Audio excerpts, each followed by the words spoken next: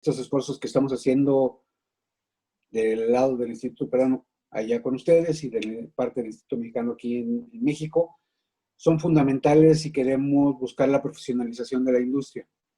Es muy importante que eso sea tomado en cuenta porque eso va a ayudar a que los estándares y que las características o condiciones de las obras en las que nosotros participamos tengan un mejor desempeño y una mejor solución, ¿no?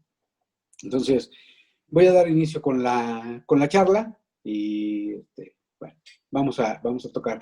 Este es un pequeño índice de lo que vamos a tratar en esta presentación, cuáles son los temas que voy a tratar de manera particular. Y lo primero que trataría sería de la parte de los antecedentes. No lo voy a leer, porque evidentemente lo pueden leer ustedes, pero sí es muy importante dejar claro que el objetivo de este concepto de la durabilidad es garantizar que un concreto pueda permanecer sin menoscabo de su calidad, de sus propiedades, de las propiedades con las que fue diseñado, a través del tiempo que dure expuesto a las condiciones de exposición y servicio a las que se ha sometido, ¿no? Es decir, nosotros queremos que un concreto que hagamos ahora tenga el mismo desempeño dentro de 25, dentro de 30 o de 50 años, es decir, del tiempo que nosotros hayamos calculado para la utilidad o el uso específico de este concreto en el proyecto que se vaya a hacer. Si bien eso es algo que ha cambiado a través de los tiempos, hoy por hoy estamos trabajando en el sentido de buscar la máxima durabilidad en las estructuras de concreto, ¿no? Entonces, esta definición es lo que busca, ¿no? Y otro concepto que es muy importante es hablar del tema de qué es lo que nosotros consideramos la vida útil, ¿no? Y esa vida útil, por definición, la hemos puesto en años, ¿no? Es decir, van a ser todos esos años que el concreto va a ser capaz de resistir los embates de las condiciones de exposición al servicio a los que se ha sometido, ¿no? Entonces, para ello, nosotros debemos cuidar algunos factores importantes que están enumerados ahí, ¿no? Primero hay que identificar el concreto a qué condiciones va a estar sometido, cuál es el servicio que esperemos que vaya a proporcionar. Obviamente, una vez que veamos eso, hay que definir cuál es el ambiente en el que va a trabajar ese concreto. Hemos de diseñar una mezcla para que atienda esas condiciones específicas que se citan en el punto 1 y 2. Y obviamente uno muy importante, que es algo que voy a tratar de enfatizar a lo largo de esta conversación, es que debemos asegurarnos que todos esos esfuerzos que se hacen desde la selección de los componentes, la especificación, los criterios de mezclado, la colocación, todos los procesos sean llevados a cabo como unas prácticas constructivas, ¿no? Esto yo siempre lo comento un poco como en broma de que esto es como un matrimonio, ¿no? Es un tema de dos. El tema es que aquí no somos dos, aquí somos muchos los jugadores y voy a tratar de enfatizarlo a lo largo de la presentación, ¿no? Requerimos la participación de todos los que están involucrados en el proceso, de los supervisores, de los constructores, de los fabricantes, de los proveedores, obviamente de los dueños, ¿no? Que los dueños tengan esa conciencia y por ahí podremos platicar algunos datos, algunas anécdotas de qué tan importante es la visión del dueño para que esto pueda jalar, para que esto pueda funcionar de manera adecuada, ¿no? Entonces, lo siguiente que voy a tratar de poner sobre la mesa es cuáles son los parámetros de diseño que nosotros debemos considerar en atención a la durabilidad de una estructura de concreto. Y esto lo pongo sobre la mesa porque hay una pregunta que de manera recurrente en las charlas que me toca participar o incluso en las charlas de algunos de mis compañeros, de mis amigos, es una de las preguntas más recurrentes, ¿no? ¿Cómo debemos diseñar? ¿Por resistencia o por durabilidad? ¿No? Porque puede haber concretos que sean muy resistentes, pero que no estén diseñados de acuerdo a la durabilidad, ¿no? Y puede haber concretos que puedan haber sido diseñados de acuerdo con la durabilidad, pero que no atiendan a la resistencia que se requiere. Dando por entendido que la resistencia o la capacidad estructural es un criterio preponderante, implícitamente necesario en los proyectos, es decir, es mandatorio, es obligatorio, debemos cumplirlo. Entonces hay que ver cómo hermanamos esos esfuerzos, ¿no? Entonces, si nosotros tomamos en cuenta los parámetros de diseño, me van a disculpar que utilice la norma oficial mexicana. He de decir que, por ejemplo, en el año 2000, la NMX 155, que tiene la producción de concreto premezclado, incluso en aquel momento así lo consideramos correcto, daba dos tipos de concreto con calidades diferentes. Un grado A que permitía hasta un 20% de fallas, o un grado B que permitía un 10% de fallas, ¿no? De acuerdo a los criterios que ahí están expresados en esta slide. Unos años después se decidió cambiar y se consideró que ya solamente había un grado de calidad, ¿no? Es decir, primero que nada, el concreto debía cumplir con la resistencia especificada, ¿sí? A menos que hubiera un acuerdo específico entre el estructurista y el usuario para que esa resistencia fuera diferente. Es decir, si la requiere en la edad temprana o si la requiere en edad tardía, ¿no? Porque hay quien puede necesitar la resistencia a los 3 días o a las 24 horas, pero hay quien dice, yo no la necesito, como pasó hace muy poco en un proyecto aquí en la Ciudad de México, y si yo no la necesito a los 28 días, la necesito a los 90. Entonces, prefiero que el concreto se vaya desarrollando lentamente y que me dé la resistencia cuando la necesite, ¿no? La otra es, la norma específica dice que debe ser a 28 días, pero de igual manera es a decisión de que las partes involucradas en el proceso tomen esa decisión. Y en este caso ya no se habla de un porcentaje de fallas del 20 o del 10. Aquí ya es muy claro el asunto. El concreto debe cumplir como máximo con un 10% de fallas en cuanto a resistencia a compresión, ¿no? Con algún otro criterio por ahí asociado. Si ahora nos vamos a los criterios o los parámetros de diseño por durabilidad, pues pongo por ahí sobre la mesa todos los ataques prototipos que pueden afectar la durabilidad de una estructura de concreto. Llámese desde ataque por sulfatos, corrosión del acero de refuerzo, congelamiento y deshielo, lixiviación del hidróxido de calcio, la reactividad de alcalicílice, intemperismo y envejecimiento de las estructuras, el ataque ácido y la abrasión. Y obviamente esto considerando que pueden ser afectados en esos ataques prototipo desde el punto de vista del interior de la estructura de concreto, del elemento en sí, y por el otro lado de los que vienen del exterior, ¿no? Es decir, todos aquellos potenciales agentes agresivos a nuestro concreto y que van a causar un deterioro prematuro, si no es que acelerado, en la estructura de concreto que nosotros vamos a trabajar, ¿no? Lo primero que deberíamos ver en esos criterios, es decir, ya que vimos esta parte de la resistencia y la durabilidad,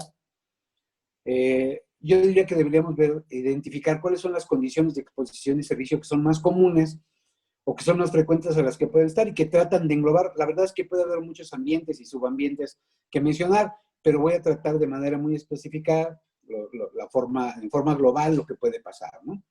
Los ambientes que se han definido, de hecho, hoy están presentes en la norma C155 de México, en donde define los ambientes en los que puede ser colocado un concreto. Puede ser desde un ambiente seco, un ambiente húmedo que no tiene congelamiento, o un ambiente húmedo que puede estar expuesto a un congelamiento, un ambiente que es químicamente agresivo, como puede ser el agua de mar, como puede ser un suelo que tenga altas cantidades de sulfatos o de algún otro agente agresivo, o aguas con algún químico en particular que pueda producir un deterioro acelerado.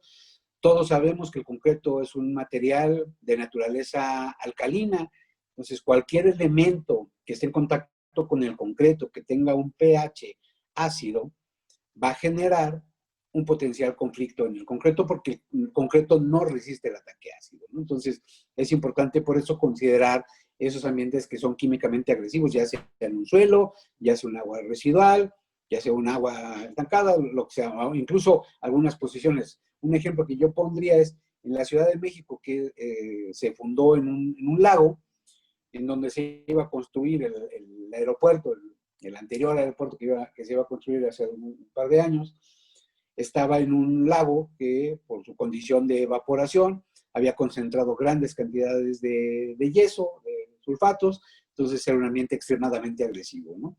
Por eso cuando se diseñó el concreto para ese proyecto en específico, se tomaron en cuenta esos aspectos de la agresividad del ambiente, ¿no? El otro es el ambiente marino y por último la abrasión, ¿no? Esos son los ambientes en los que puede estar un concreto.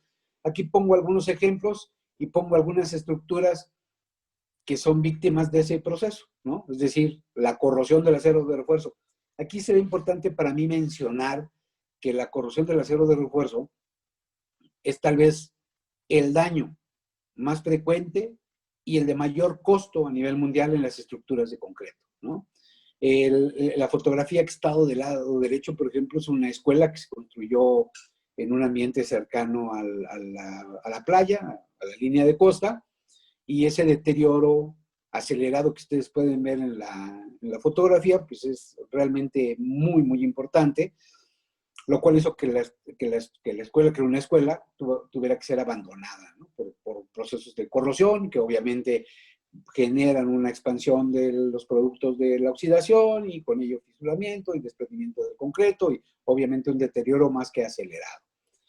Otros ambientes, bueno, pues puede ser los que se dan en un ambiente seco, como se dan en las ciudades o en donde hay algo de lluvia, que generen la lluvia ácida, van a dar una corrosión generalizada por carbonación, es decir, el concreto va a perder esa alcalinidad natural que tiene, va a sufrir una acidificación del medio, esa acidificación podrá convertirse en una despasivación del acero de refuerzo y con ello va a quedar susceptible para ser víctima de un proceso de corrosión, ¿no?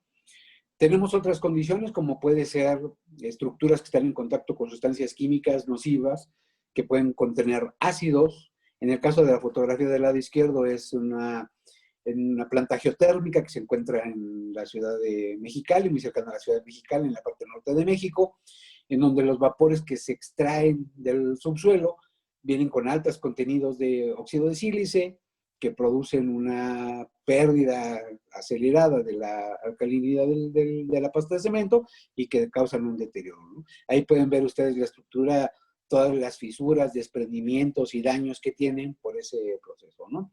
O la fotografía del lado derecho, donde hay un puente que está expuesto a la evaporación de las sales que están presentes en el agua de mar y que van a dar origen también a procesos de corrosión. Podemos tener ambientes extremos, ¿no? Desde climas muy calientes. En México tenemos la parte norte con climas extremosos, donde en el verano nos podemos estar quemando a arriba de 40 grados centígrados y en el invierno tener temperaturas bajo cero, ¿no? Entonces, aquí tienen dos ambientes, uno por un lado muy caliente, por el otro lado muy frío, es decir, que van a causar un deterioro. Recordemos también, es otra frase que digo muy frecuentemente en mis charlas, es que el concreto es como los seres humanos. Si hace frío hay que taparlo y si hace calor hay que descobijar, hay que quitarle las capas para que pueda estar a temperatura de confort, ¿no? Entonces, todas estas condiciones de exposición nos llevan a eso. Por ejemplo, del lado izquierdo vemos una carretera de concreto, es decir, que pueda resistir los procesos de abrasión, o bien un puente que está expuesto al ataque por un ambiente agresivo, cuyas pilas están en una zona en tres diferentes condiciones, unas sumergidas, otras en la zona de splash, es decir, la zona de oscilación del nivel del mar, y la otra parte de la superestructura expuesta solamente a los procesos de evaporación de las sales que están contenidas en ese mar. Entonces, cada uno de esos son condiciones de exposición específicas que van a causar un potencial deterioro en las estructuras, ¿no? Esto da origen a ataques prototipo, como yo les he llamado. Oye, pues nosotros podemos tener afectaciones sobre el concreto, sobre el acero, sobre la pasta, sobre el agregado. Es decir, en cada uno de los elementos que están presentes en nuestra estructura, que es los agregados, que ocupan un porcentaje arriba del 60% de cada metro cúbico de concreto, en el restante, que es la pasta, que es importantísima, es lo que aglutina, es la que concentra la fuerza, el poder de la estructura de concreto, y obviamente el acero, que lo colocamos para que mecánicamente le dé un beneficio a nuestra estructura. Y en combinación todas ellas, pues obviamente pueden afectar al concreto, ¿no? Entonces, vamos a ver cada uno de ellos, ¿no? De hecho, les mencionaba yo que en las normas oficiales mexicanas, en este caso la NMXC 403, establece cuáles son esos principales ataques, ¿no? Que ya los he mencionado y que de manera repetida hemos estado presentando. No crean que es una omisión de mi parte que estén siendo repetidos. El objetivo es recalcar, remachar, insistir en que todos estos ataques son potenciales, que están presentes y que todos los vayamos identificando de manera regular y frecuente. Es decir, que no se nos pase por alto ninguna de estas condiciones dependiendo del ambiente donde vamos a colocar nuestra estructura, de las condiciones de exposición a las que va a estar sometida y del servicio que va a prestar ese elemento, ¿no? Aquí están algunos ataques prototipo. En el caso específico, esta es la reactividad álcali-sílice. Es una estructura que, como pueden ver, tiene todas las características del daño de la reactividad, en donde ya el crecimiento desmesurado del gel que se produce por la reacción química da origen a la expansión, primeramente del gel en el interior del concreto, posteriormente al crecimiento de fisuras. Esas fisuras se van a rellenar con un gel y ese gel va a seguirse expandiendo, va a tener cambios volumétricos lo suficientemente poderosos como para producir un daño como el que pueden ver ustedes en las dos fotografías que tienen en pantalla. O bien, cuando ustedes tienen alguna estructura que está sometida a un proceso de cambio volumétrico, ¿sí? Como pueden ver en el núcleo que está en la parte central, o bien una estructura de concreto como la fotografía que está del lado izquierdo, en donde se ve una estructura de concreto que tiene un deterioro por una pérdida en la alcalinidad y que se ve a través de una técnica de tinción que parte de ese concreto ha sufrido una acidificación y que por tanto ha sufrido una carbonatación, que son la condición preliminar para favorecer la corrosión del acero de refuerzo, ¿no? Es decir, cuando el concreto pierde ese pH en la pasta, pues vamos a tener ya la carbonatación presente y ello va a facilitar que el acero de refuerzo sufra un deterioro acelerado, ¿no? En la fotografía del lado derecho, que es una fotomicrografía, pueden ver ustedes que ahí hay algunas estructuras que tienen algunos bordes de reacción, es decir, alguna reacción que se da entre los agregados y la pasta de concreto, y que una vez que esa reacción se recrudece, que acelera su función, va a dar origen a agrietamientos en la estructura y por lo tanto fisuras y rompimiento en la misma, ¿no? Bueno, ya lo habíamos mencionado, un poco lo de la corrosión, ¿sí? Que esta puede ser puntual o puede ser uniforme, que es decir, que esté en toda la estructura y que va a generar un montón de problemas en la misma, ¿no? Y por ahí mencionamos algo que considero importante, que son, ¿cuáles son los motores principales, ¿no? Uno de ellos son los cloruros. Evidentemente, el ion cloruro es un elemento fundamental para el acelere en la corrosión del acero de refuerzo. Eso está asociado, por ejemplo, en los países donde se utilizan las sales descongelantes, ¿no? Por ejemplo, en los países del norte, en donde tienen bajas temperaturas en periodos largos del año y que utilizan la sal como un descongelante para la liberación de los caminos. Después los autos que llevan en las llantas todas esas sales llegan a las estructuras de concreto, se posicionan ahí y empiezan a causar un deterioro de la estructura, ¿no? Obviamente otro motor fundamental, ya lo he repetido, ya lo he dicho, es la pérdida de la alcalinidad de la estructura, y por el otro cuando se da una corriente eléctrica en la estructura y que permite un daño en el mismo, ¿no? Aquí tenemos otro ataque prototipo que son el ataque por sulfatos, en donde tenemos lugar a la formación retardada de tringita.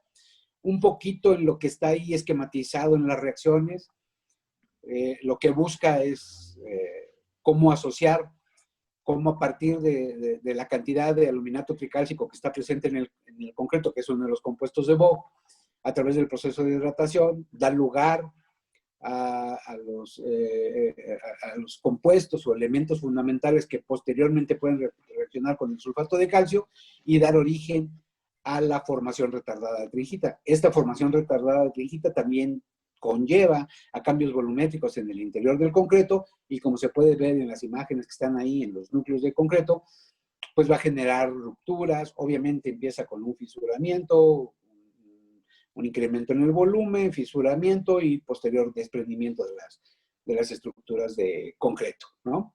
En el tema de ataque químico es muy importante porque el concreto, siendo el material después del agua con mayor uso por el hombre en el mundo, pues se utiliza muchísimo en las plantas de producción, ¿no? En específico, la fotografía que les muestro ahí es un concreto que está en un lugar donde se producen alimentos en conserva, donde enlatan piña o que enlatan salmón o atún, o no sé, cualquiera de estos alimentos.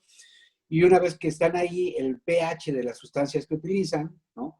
va a dar origen a una corrosión, a un deterioro, una degradación de la estructura de concreto, ¿no?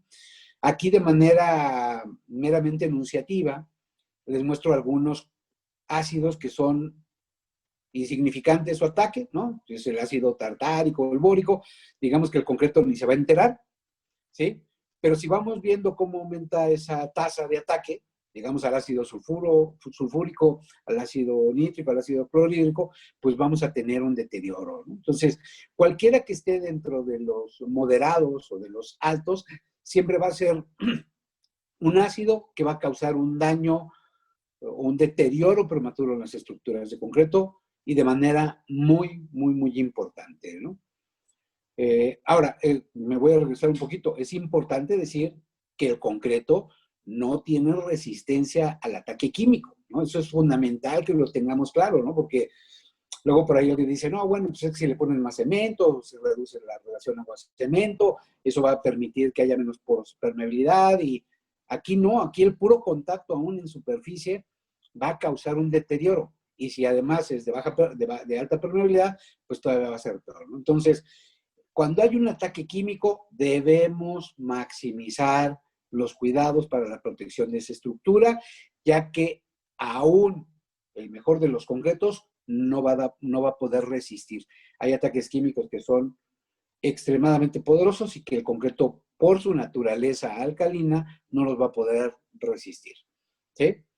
Otro ataque muy importante es el congelamiento y deshielo. Ahí les muestro una imagen de una obra en la que participamos, que se construyó a 4.600 metros de altura sobre el nivel del mar, en condiciones extremas, como pueden ver.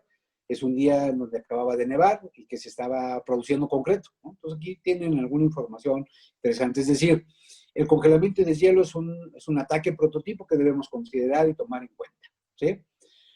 Otro ataque prototipo es la que ya mencionaba, la reactividad entre los álcalis y los agregados, en particular y en específico la reactividad alcali-sílice, es decir, aquella reacción que se da entre los álcalis de cemento y los agregados que tienen sílice amorfa y que dan origen a la formación de un gel que tiene un cambio volumétrico. Aquí tienen dos fotografías cuyas evidencias son más que notorias, cómo inicia un borde de reacción en los agregados, cómo ese borde de reacción va creciendo hasta que llega a la superficie, ¿no? Obviamente, para que llegue a esa condición, ya hay una cantidad de deterioro hacia el interior de la estructura que es mayormente importante, ¿no?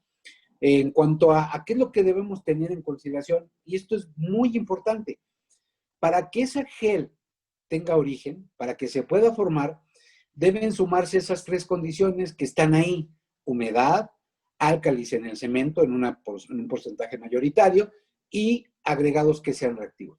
Si alguno de los componentes no se encuentra presente en la estructura, esa reacción no va a ocurrir. Es decir, si no hay álcalis, pues no va a haber una solución alcalina que solubilice al sílice y de origen al gel.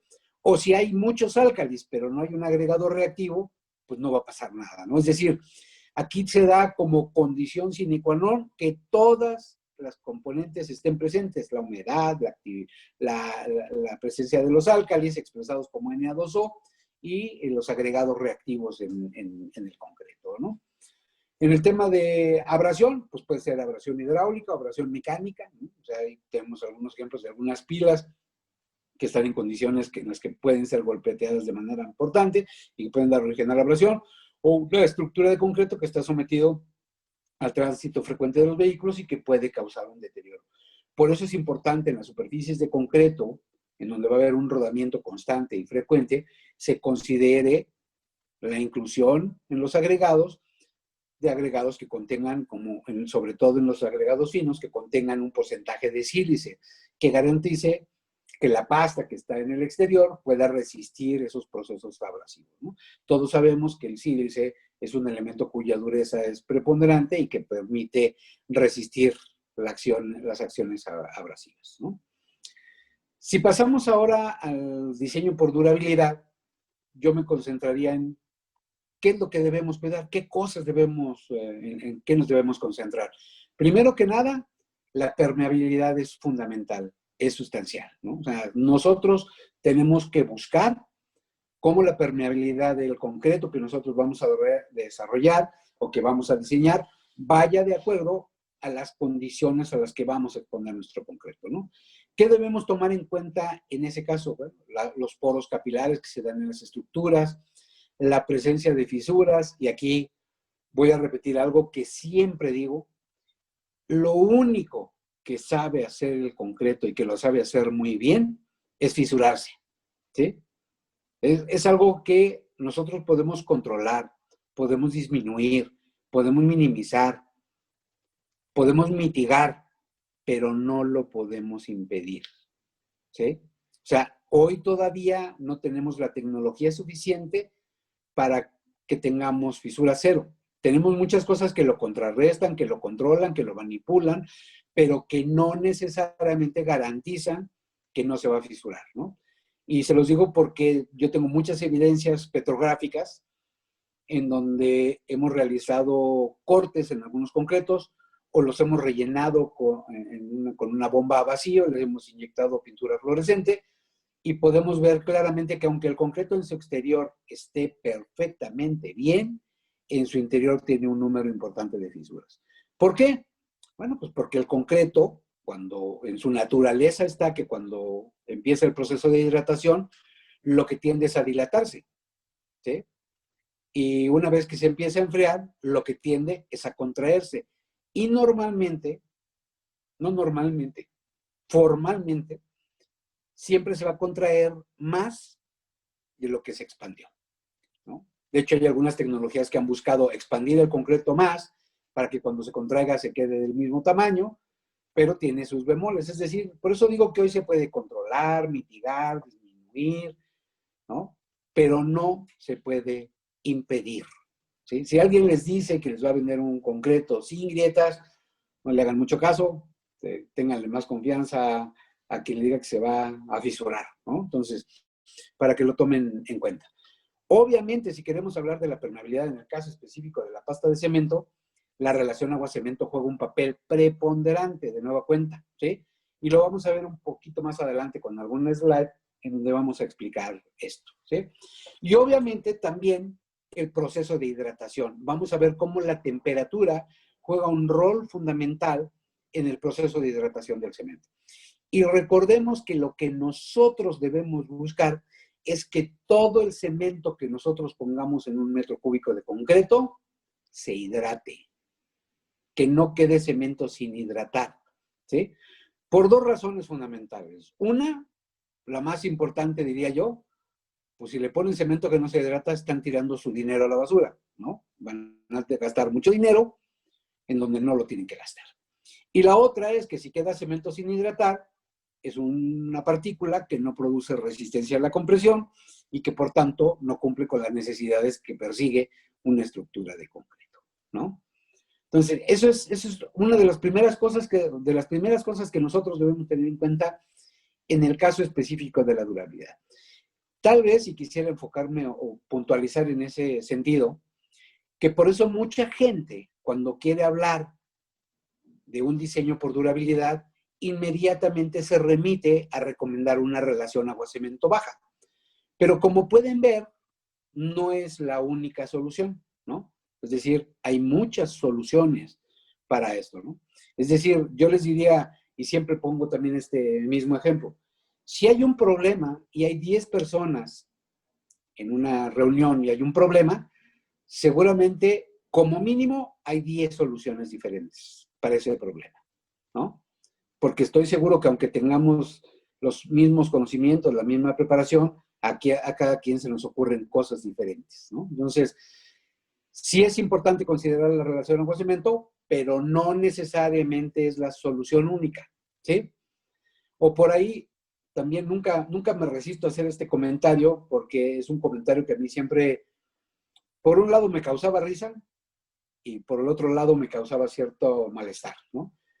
Porque trabajando en la industria del concreto durante tantos años, nunca me faltó escuchar a algún brillante ingeniero que decía, pues ¿para qué queremos al técnico? Corrámoslo y pongámosle 20 kilos más de cemento, ¿no? Porque es lo único que saben hacer los técnicos, ponerle más cemento. Entonces, todos sabemos que el cemento es una parte muy importante, pero no lo es todo, ¿sí? Entonces, y además es muy caro. Entonces hay que buscar cómo se usa la menor cantidad de cemento con la mejor combinación. Entonces, como pueden ver, en esos criterios que atienden a la permeabilidad hay muchos criterios que se pueden hacer. Alguien puede decidir, aumenta el contenido de cemento. Muy bien, vas a aumentar la resistencia, vas a tener a lo mejor una menor relación con el cemento, pero ¿qué crees? Vas a tener una mayor contracción. Y si tienes mayor contracción, vas a tener más fisuras. Entonces, tenemos que ser muy claros, muy consistentes en cómo mezclamos todas esas condiciones para garantizar que nuestro concreto pueda funcionar de la mejor manera, ¿sí? Si nosotros vemos la otra parte que no atiende a la permeabilidad, sino que tiende a ver el ataque químico, ahí debemos considerar otras cosas. Por ejemplo, si tenemos la presencia de sulfatos, pues debemos considerar un cemento que resiste el ataque por sulfatos. O bien podemos usar un material cementante suplementario, ya sea una pozolana natural, una silica fume, un material cementante suplementario que puede ser una escoria, lo que tengan ustedes disponible. Ese tipo de cementante va a permitir que la vida útil de su estructura se prolongue, ¿no? La otra fundamental es la cantidad y la calidad de la pasta de cemento. Es decir, nosotros tenemos que garantizar que esa pasta que esté constituida por agua, por cemento y por un material cementante suplementario, en el caso de que se considere, tenga la cantidad adecuada y la calidad suficiente para garantizar ese tipo de ataque, ¿no? Y obviamente una fundamental, que es la selección de los componentes. Hay que ser muy cuidadosos. De hecho, anticipándome un poquito a lo que hemos estado viendo o lo que vamos a ver del tema de las especificaciones, recordemos que las primeras especificaciones ya formales en la industria de la construcción atendieron a criterios como las especificaciones por prescripción. ¿A qué me refiero con las especificaciones por prescripción? Es como lo que da un doctor, ¿no? Uno está enfermo de algo, el doctor le pregunta los síntomas y le prescribe algo. Es decir, yo te digo que te tomas una aspirina y se te va a quitar el dolor de cabeza, ¿no? Entonces, ¿y de qué parte? Ah, bueno, pues que la aspirina ya tiene un cierto compuesto y está atacando un síntoma de manera particular. En este caso, en las primeras especificaciones ya formales en la industria de la construcción, atendían a ese criterio en donde se concentraban, estos sistemas de calidad, se concentraban en que la selección de componentes fuera la correcta, ¿no? Pero todos sabemos, todos los que somos de buen comer, sabemos que si a alguien le dan un par de blanquillos, le dan jamón, le dan cebolla, le dan jitomate y le dan una estufa, y si hay 10 personas, seguramente va a haber 10 huevos con jamón, con sabores completamente diferentes cada uno de ellos, ¿no? Porque cada quien hace 10 movimientos más, 10 movimientos menos, lo deja más tiempo, con menos flama, con más flama. Es decir, hay muchas variables que están en medio. Entonces, la selección de los componentes es importante, pero no necesariamente es lo único, ¿no? Por eso es importante considerar todos estos criterios que he estado mencionando aquí, ¿sí? Si yo diseño por durabilidad, yo les pondría 3 alternativas que pueden ocurrir en la estructura de concreto. Uno es, oye, pues no quieres que le llegue el daño al concreto, pues píntalo. Píntalo con un material de una resina epóxica que lo proteja y pues va a funcionar. Nada más que hay que pensar cuánto cuesta eso, cuánto vale, ¿sí? ¿Qué tan resistente va a ser? ¿Cuánto tiempo va a durar? Pero sobre todo piénsale en el químico. Yo no digo que no funcione, lo único que digo es que hay que considerar su valor, ¿sí? La otra es, oye, haz un concreto de baja permeabilidad, ¿no? Busquemos un concreto que tenga la permeabilidad adecuada para el proceso en el que se va a comportar o a exponer. Y por último es darle la química correcta al concreto que tú vas a utilizar, ¿no? Si tú tienes un ambiente agresivo que viene del aire, que viene del agua, con la que está en contacto, o como viene del subsuelo ahí, como está marcado con las flechas que están colocadas en ese bloque de concreto, pues yo tengo que usar las 3 consideraciones. Yo les tendría que decir, hay algunos casos específicos en donde las 3 son necesarias y obligatorias, ¿no? Yo les podría decir que ahorita en nuestro país, en los últimos años, se han estado reparando el sistema de drenaje de la Ciudad de México, que es el drenaje que le da servicio a una población de 20 millones de personas. Se imaginarán lo que producen 20 millones de personas. Entonces, en esos túneles, que es el túnel emisor oriente, el túnel emisor poniente, que llevan las aguas residuales de una ciudad, pues aunque le pongas el concreto que tenga una protección interna, aunque le pongas un concreto de muy baja permeabilidad, aunque le pongas maravillas, es muy seguro que en algunos casos específicos tendrás que ponerle algún recubrimiento epóxico que te permita retardar el deterioro de esa estructura, sobre todo por la importancia que tiene, ¿no? Entonces, todas esas condiciones deben ser consideradas en el proceso de la durabilidad, ¿sí? Entonces, pues, ¿qué puedo hacer? Ah, pues le puedo poner algo externo, un sellador, un recubrimiento aplicado sobre el acero también se puede utilizar, ¿sí? O una protección catódica, o bien la protección interna, una definición detallada de las condiciones de exposición y servicio, una adecuada relación calidad-espesor, eso lo voy a ver con más detalle un poquito más adelante, y la aplicación de prácticas constructivas adecuadas, obviamente partiendo de que tenemos un diseño de mezcla con buenas características, ¿no?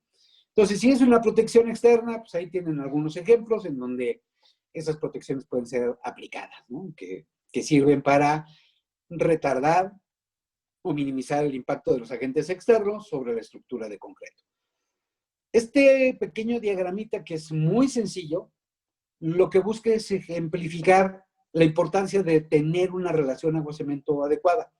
Si vemos la parte de abajo del diagrama, podemos ver una mezcla de concreto que tiene una relación agua-cemento, es decir, una relación alta en donde la cantidad de agua es muy superior a la cantidad de cemento, ¿no? ¿Cuáles son los productos que se obtienen? Esto está diagramado, no es necesariamente que sea un número exacto, solo es un ejemplo que busca de manera simple explicar lo que va a pasar, ¿no? Entonces, cuando tú tienes un concreto con una alta relación agua-cemento, vas a tener un porcentaje de producto sólido. Hay una parte del componente que va a quedar como agua del gel, es decir, que está en ese gel que se produce cuando el cemento se hidrata. Va a haber una gran cantidad de poros rellenos de agua y va a haber una gran cantidad de poros. Todo lo que sea poros vacíos o poros rellenos de agua, con el tiempo se van a convertir en poros, ¿no? Si nosotros vemos ahora la parte que tiene que ver con la relación agua-cemento, vamos a ver que el producto sólido es casi el doble cuando tú disminuyes la relación agua-cemento de manera significativa. Sigue habiendo presencia en agua del gel, pero ese gel de cemento, recuerden que es un gel con potencial para desarrollar resistencia mecánica. Y la cantidad de poros llenos de agua o poros vacíos se reduce considerablemente, ¿no? Es decir, los poros capilares van a reducirse de forma tal que vas a tener un concreto con una menor permeabilidad. Es decir, la relación agua-cemento baja me ayuda a tener un concreto de menor permeabilidad. No es lo único, pero es un primer paso muy bueno, ¿no? Por eso cuando mucha gente dice, pues bájale la relación agua-cemento, no está equivocada, pero no necesariamente es lo único que se puede hacer, ¿no? Otra cosa que yo puedo mostrarles es también a través de este diagrama una explicación muy sencilla de lo que ocurre con el cemento. Esa pelotita azul que se ve del lado izquierdo, lo que busca simular es un grano de cemento que está iniciando su proceso de hidratación. Por un lado lo está iniciando con una temperatura muy baja, a 13 grados, y por el otro lo está haciendo muy rápido, a 49 grados, ¿no? Digamos que esto lo que busca es, de nueva cuenta, diagramar qué es lo que le pasa a un grano de cemento una vez que es expuesto a un proceso de hidratación. Como pueden ver, el grano de cemento que está a 13 grados casi mantiene su tamaño el primer día, mientras que está a 49 grados ya tuvo una hidratación muy rápida. ¿Por qué? Porque las temperaturas altas favorecen las reacciones químicas. Entonces, cuando la temperatura es alta, pensando que nuestro cemento se encuentra cómodo a los 23 grados centígrados y nosotros le ponemos 49, se va a hidratar muy rápido. Pero, ¿qué va a ocurrir con eso? Si se fijan a 28 días, el grano de cemento que estaba a 13 grados, ahora sí ya tiene un tamaño menor, es decir, no se ha hidratado todo, pero ya una parte muy importante de ese grano de cemento ya ya se hidrató, ¿verdad? Si vemos ahora la parte del que se desarrolló a los 49 grados centígrados, vamos a ver que el grano de cemento es más grande que el que se hidrató a los 13 grados. ¿Por qué? Resulta que los cristales, cuando se acelera su desarrollo, van a formar una red intrincada que en su interior, pensando un poquito así, echándole muchas ganas al pensamiento, van a quedar atrapados algunos granos de cemento. O se va a formar una incipiente costra. Lo que busca esa línea punteada ahí es ejemplificar eso. ¿Cuál es el tema aquí? Si yo me voy despacito, me voy a tardar más en llegar a la resistencia a los 28 días, pero a un día tengo una baja resistencia, pero a los 28 días ya llegué a la resistencia que me pidieron.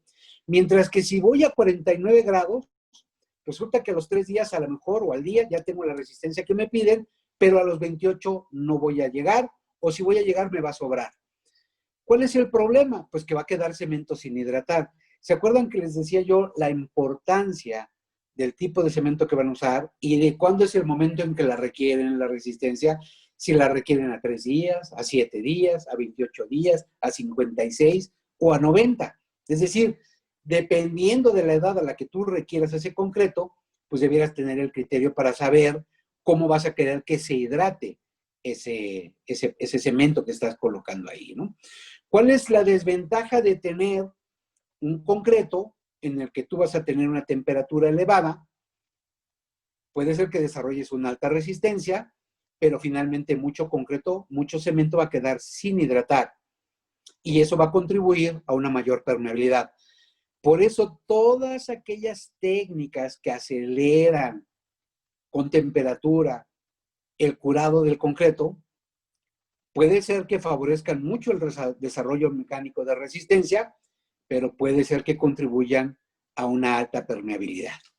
Hay muchos estudios ya que se han publicado al respecto que ejemplifican esa situación, en donde el concreto que ha sido sometido a una cámara de curado, a un curado a vapor, puede tener una resistencia muy alta, pero una permeabilidad igual de alta, ¿sí? Y lo que nosotros desearíamos es un concreto que tenga una muy alta resistencia, pero que además tenga una muy baja permeabilidad, ¿no? Entonces, esto es importante que lo tomen en cuenta, porque no solo es acelerar la resistencia, no solo es el componente. De hecho, esa es una de las razones por las cuales el contenido de cemento que se pone en un prefabricado cuando es curado a vapor es porque necesitas la resistencia a edad temprana, ¿sí? Y por eso le ponen mucho cemento a veces. ¿Cuál es el problema de poner mucho cemento? Pues son varios los temas. Uno, es muy caro. Dos, tanto cemento y hidratado de manera acelerada va a generar una gran cantidad de poros o deterioro en la estructura. Y por último, vas a tener una cantidad de cemento importante sin hidratar, ¿no? Es decir, vas a tener que gastar más dinero. Si nosotros queremos contemplar eso, queremos ver eso, por eso les presento esta gráfica en donde se relaciona la resistencia a la compresión con la edad a la que se prueba. Y ahí tienen 3 cementos diferentes. Un cemento CPC resistente a sulfatos, un cemento portland-puzolánico, ¿no? Y ahí pueden ver cómo los cementos que tienen puzolana, ¿sí?, desarrollan más lentamente su resistencia, es decir, la gráfica C y D, desarrollan más lentamente su resistencia a edades tempranas, pero a edades tardías tienen un mejor desempeño, ¿sí? Mientras que si yo tengo, como en la gráfica B, en la línea B roja, yo tengo un concreto que desarrolla su resistencia muy rápidamente, posteriormente a edades tardías, a 28 días o a 56 o a 90, va a tener menos resistencia que los concretos que empezaron más lentos. Es decir, todas esas condiciones son cosas que uno tiene que tener en mente para cuando va a diseñar una estructura de concreto. Y les quiero poner este ejemplo porque particularmente este punto, hace algunos meses, acompañé a un amigo a una charla y él platicaba específicamente que en el caso del diseño de concreto que ellos estaban utilizando, era un edificio de casi 300 metros de altura, y decía, yo no necesito la resistencia de mi concreto a los 28 días. Entonces, para que mi concreto sea mejor, de mejor calidad, lo pedí que se pudiera evaluar a 90 días. De manera particular, es la primera vez que yo escuchaba que alguien que se dedicara a la parte estructural hiciera ese comentario con esa conciencia, ¿no? Porque él dijo, yo quiero un mejor concreto, no me importa que se vaya lentamente, pero que me garantice que al final del día va a tener la resistencia cuando yo la necesito, es decir, a los 90 días puede que ya la necesite y en ese momento la va a tener, ¿no? No la necesito los primeros días, con que tenga el comportamiento mínimo, que sea indispensable, va a ser útil para lo que yo estoy haciendo, ¿no? Entonces, por eso es que he incluido esta gráfica en ese proceso, ¿no? La otra es bien fácil de entender, ¿no? Si yo pongo relaciones agua-cemento diferentes y veo el concreto con aire incluido y sin aire incluido, me voy a dar cuenta que el concreto que no tiene aire incluido o el que no quedó con aire atrapado va a tener una mejor resistencia independientemente de la relación agua-cemento que tenga. ¿Se acuerdan lo que veíamos en la primera slide relacionada a este tema de diseños? Es eso, precisamente. Un concreto que no tiene tanto aire va a tener una mejor resistencia mecánica, que es lo que estamos buscando. Y si tiene menos aire, significa que tiene una menor permeabilidad y tiene menos posibilidades de que los agentes agresivos penetren a la estructura, ¿no? Y otra gráfica que es muy común, muy difundida, que es, hay una relación, así como hay una relación entre la oferta y la demanda, hay una relación entre la permeabilidad y la compresión, ¿no? Si la resistencia a compresión aumenta, la permeabilidad baja. Y si la permeabilidad sube, la resistencia a compresión baja, ¿sí? Independientemente de la relación agua-cemento que se maneje. Independientemente de la resistencia que tú tengas. No independientemente. La resistencia a compresión sí ayuda a controlar la permeabilidad, ¿sí? ¿Por qué? Porque la resistencia a compresión produce más productos sólidos y vas a tener menos espacios vacíos. Entonces, la regla es muy simple. Incrementar la resistencia a compresión me garantiza que voy a bajar la permeabilidad, aunque se puede hacer de diferentes maneras, ¿sí? En el caso específico de la permeabilidad y los tiempos de hidratación, aquí tiene una gráfica en donde se muestra cómo, en atención al tiempo de hidratación y la permeabilidad, en este caso medida en metros por segundo, cómo la relación agua-cemento tiene una influencia importantísima. Pueden ver que la gráfica, la línea con la relación agua-cemento 0.23 tiene una menor permeabilidad que cualquiera de las otras, como la de 0.47, 0.71 o 1 de relación agua-cemento, ¿no? Entonces, un objetivo que persiguen todas estas slides es decirles cuáles son todas las soluciones potenciales. Es decir, yo puedo bajar la relación agua-cemento, puedo incrementar la resistencia a compresión que voy a utilizar, puedo utilizar un tipo de cementante específico que aumente la resistencia, puedo usar o buscar cómo quitar la mayor cantidad de aire posible. Es decir, estoy dándoles diferentes alternativas para lograr un mejor concreto. Todo esto es importante para lo que vamos a ver cuando llegamos a la parte de especificaciones, ¿no? Y aquí tienen un ejemplo de esto que ya mencionaba, pero aquí ya muy particular en la comparación de un cemento Portland tipo 1 versus un cemento Portland Puzzolana.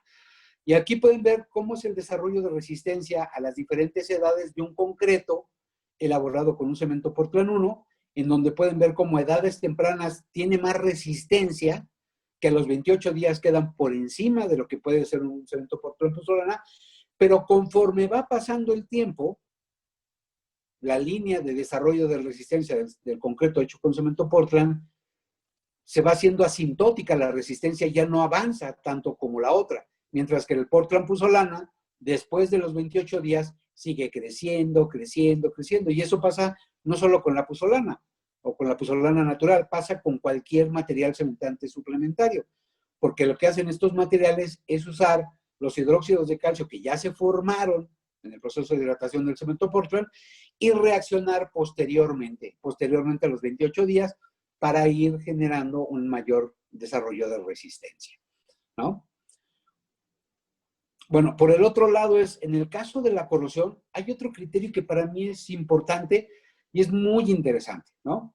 El tema de la corrosión del acero de refuerzo depende de muchas cosas, ya lo habíamos mencionado, ¿no? Si son los cloruros, si es la carbonatación, si es una corriente eléctrica que está recorriendo el elemento, pues van a causar corrosión. Por eso pongo este ejemplo en donde pongo diferentes niveles de recubrimiento, ¿no? Porque el recubrimiento debe ir en relación, ¿sí?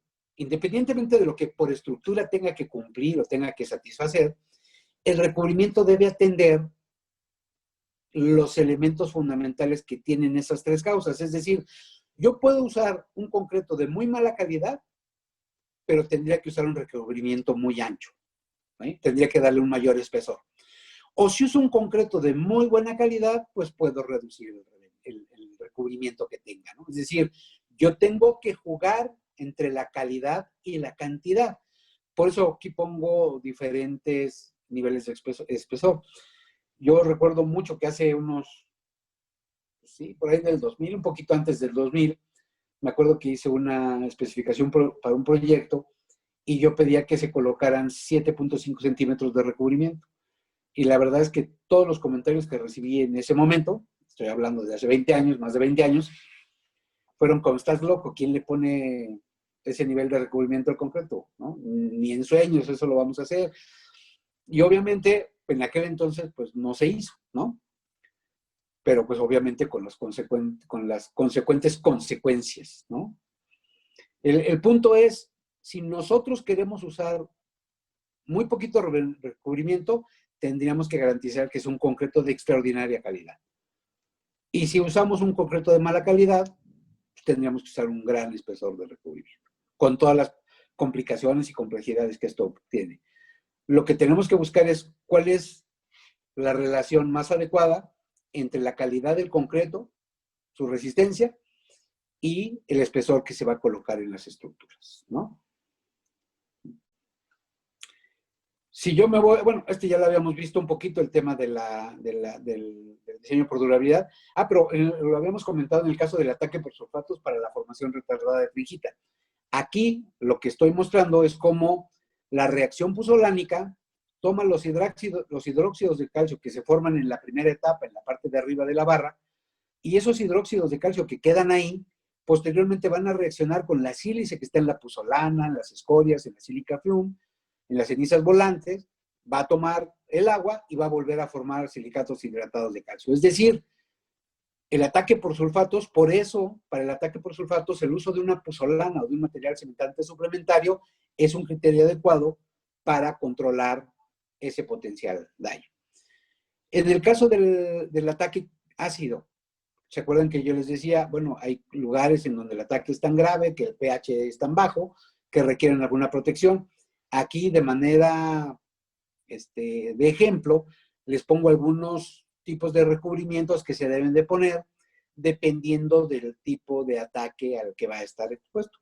El tipo de ataque se puede consultar, hay muchos libros en donde están publicados las diferentes tasas de ataque de los ácidos, y aquí pueden buscar cuáles son el tipo de membranas que deberían comprar, ¿no? Aquí están puestos como genéricos, pero comercialmente hay una cantidad impresionante de estos productos. Entonces ahí pueden buscar cuál es el recubrimiento epóxico o la membrana que le vayan a poner al concreto para garantizar que el ataque ácido se pueda controlar, ¿no?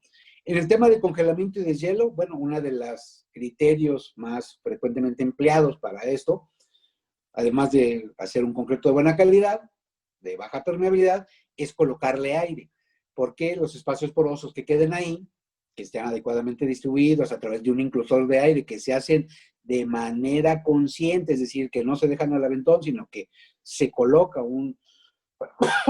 perdón, que se coloca un porcentaje básico de este aire, es lo que va a permitir que cuando el agua penetre y se congelen en su interior, esos espacios tomen esas potenciales deformaciones, ¿no? Entonces, otro criterio que se puede utilizar. En el caso específico de la reactividad de álcali agregado, bueno, pues ahí se puede medir, hay pruebas ya, hay 3 métodos básicos que se utilizan para la identificación de este problema, que es el petrográfico, el químico, las barras de mortero, de las cuales ya hay 2 o 3 variantes por ahí. Y lo que se mide es la expansión. Se hacen pruebas y se ve que el agregado es reactivo, lo con que cambies de agregado es más que suficiente y te quitas el problema. O si el agregado es reactivo, buscas un cemento que tenga bajo contenido de álcalis y arreglado el problema, ¿no?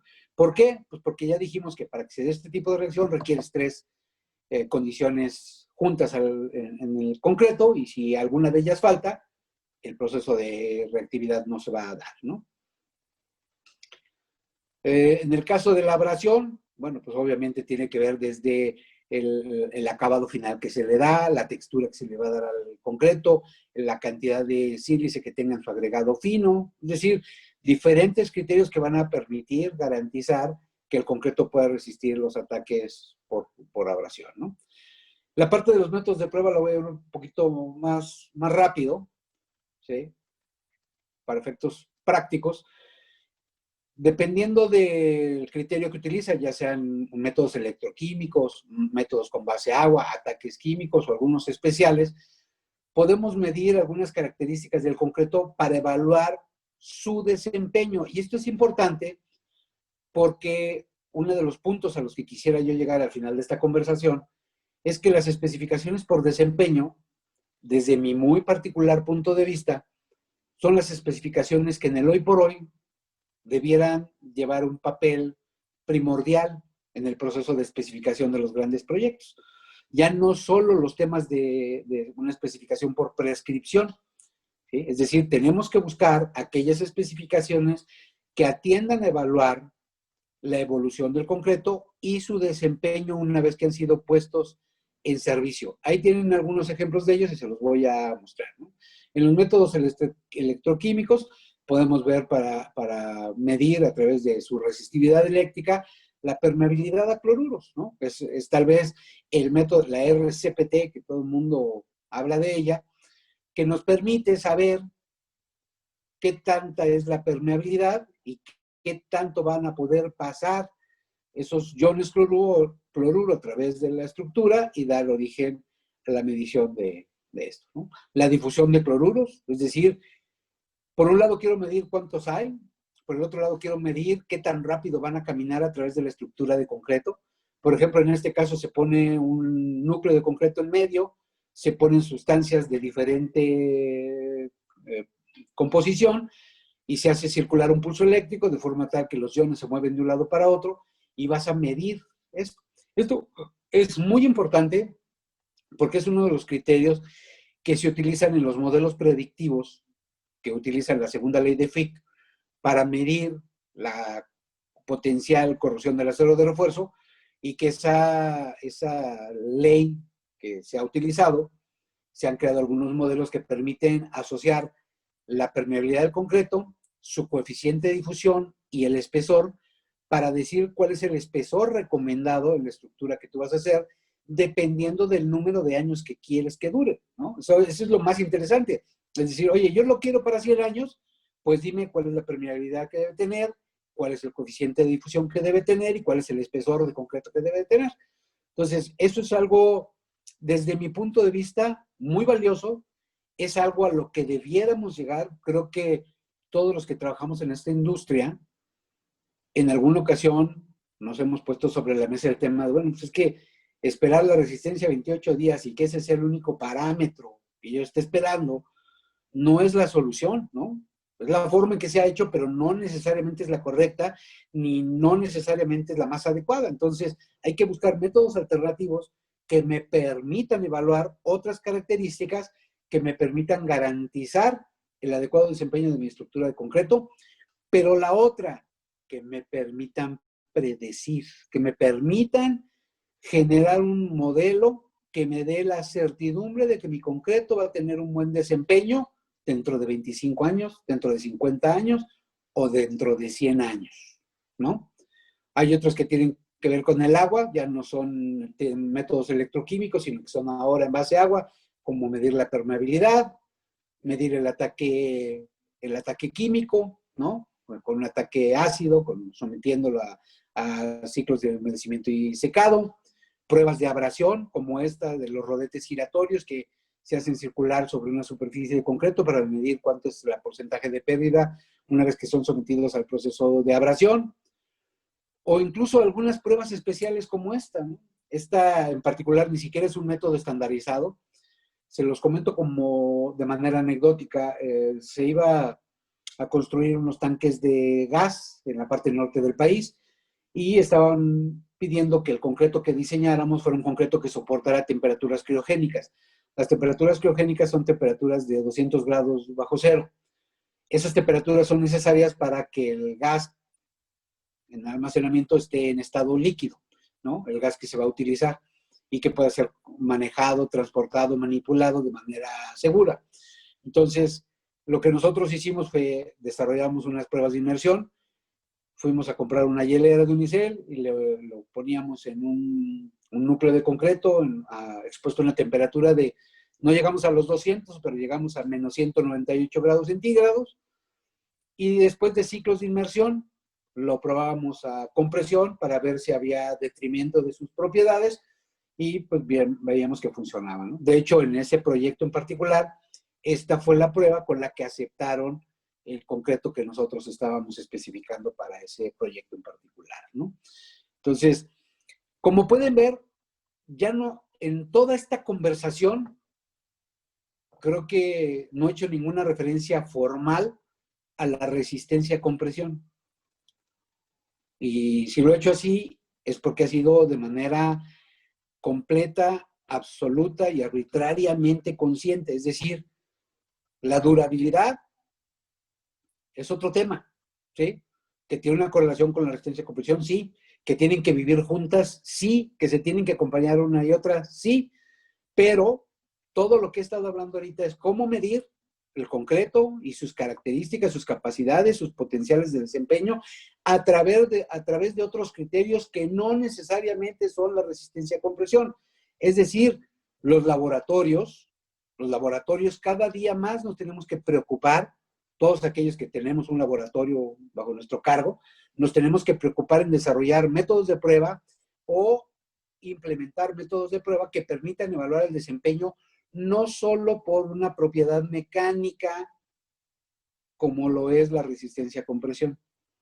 Tenemos que buscar otros métodos y ya hay una cantidad de métodos ahorita impresionantes en el mercado que han sido desarrollados, que se han estado convirtiendo en normas, que eso es algo importantísimo, buscando la profesionalización de la industria, se han convertido en normas y eso nos va a llevar a que ya no solo contemplemos el tema específico de la resistencia a compresión, ¿no? Con todas las consecuencias que ello tiene, ¿eh?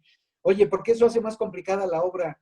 Bueno, ¿quieres que dure más o quieres solo probar la resistencia a compresión?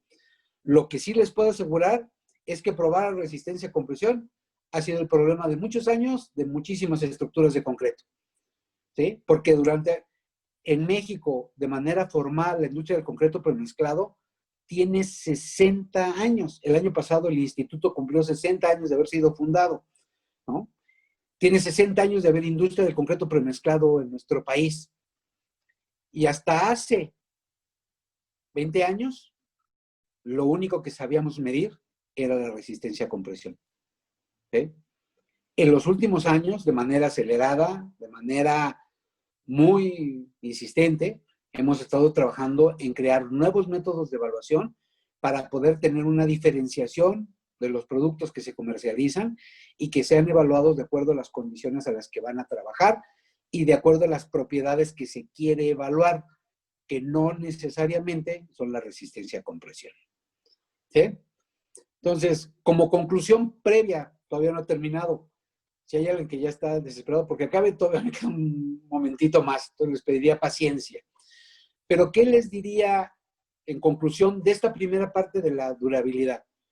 En el caso del concreto, hoy es un factor de desempeño, es un factor determinante para el desempeño por durabilidad, el desempeño de las estructuras. Es decir, medir el desempeño de las estructuras de acuerdo a esos criterios.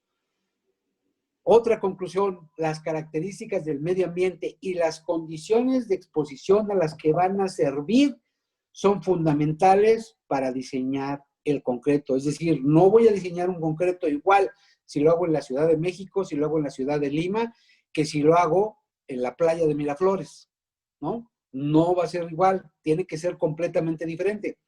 Pero resulta que en nuestros países da lo mismo hacer una vivienda de interés social a la orilla del mar que hacerla en lo alto de la montaña, ¿no? Porque lo que quieren es hacerla rápido y que cumplan con la resistencia a compresión.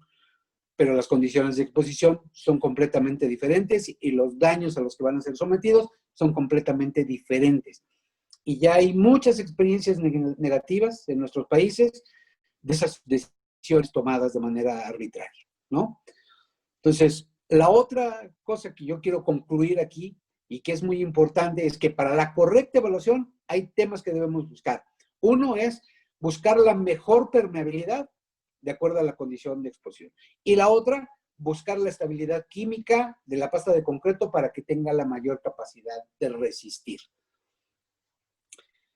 Y aquí ya me voy a pasar al tema de las especificaciones, en donde ya voy a hablar de manera puntual de por qué es tan importante en un proyecto hablar de las especificaciones y hablar de manera sustancial, ¿no?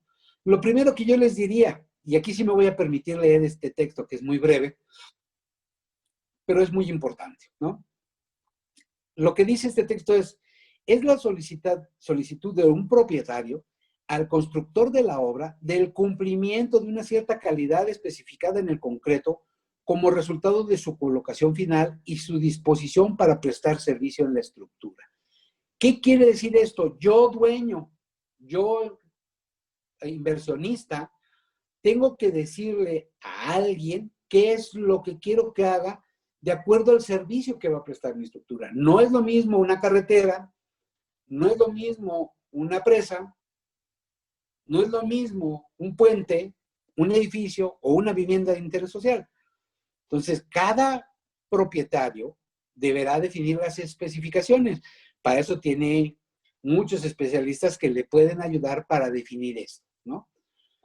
¿Qué es lo que yo veo de manera muy directa? Las especificaciones es cumplir con un requisito técnico, es decir, la especificación me dice algo que tengo que hacer de manera